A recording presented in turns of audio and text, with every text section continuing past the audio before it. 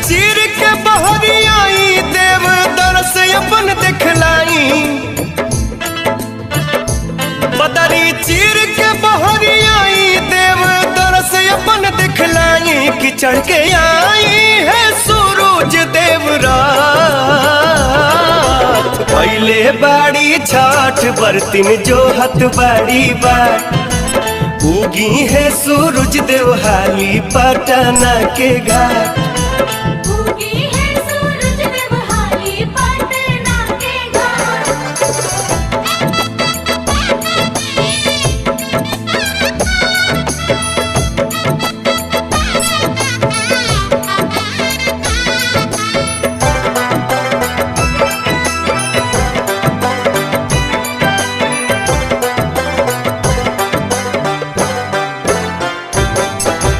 अरग के कलसुप सजावल बा घिउआ के दिया जरावल बा। हाथ जोड़ी बरतिन ध्यान धई के रउआ के लोग गोहरावत बा।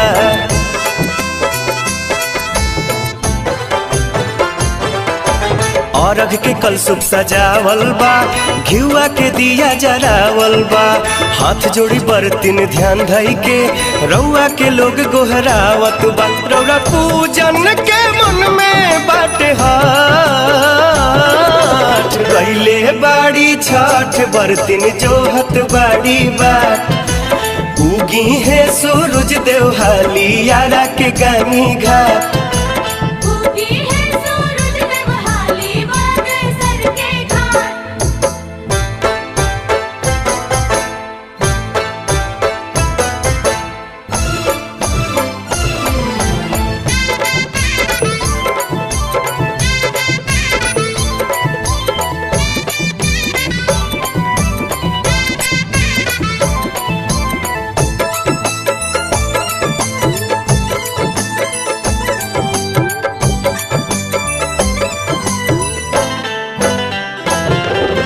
दर्शन जे राउर मिल जाइत बर्तन के चेहरा खिल जाइत।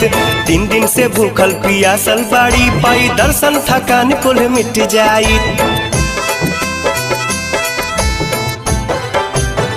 हो दर्शन जे राउर मिल जाइत बर्तन के चेहरा खिल जाइत। 3 दिन से भूखल पियासल बाड़ी पाई दर्शन थकान कुल मिट जाइत। सभे रहिया निहारे एक डाक कैले बाड़ी छठ बरतिन जोहत बाड़ी बाट। उगी है सूरज देव हाली काशी के शीतला घाट। उगी है सूरज देव हाली बलिया के घाट। बदरी चीर के बहरी आई देव दरस अपन दिखलाई।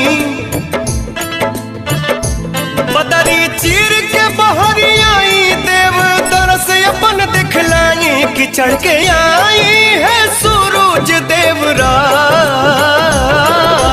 कैले बाड़ी छठ बरतिन जोहत बाड़ी बाट। उगी है सूरज देव हाली देव मुंगा के घाट।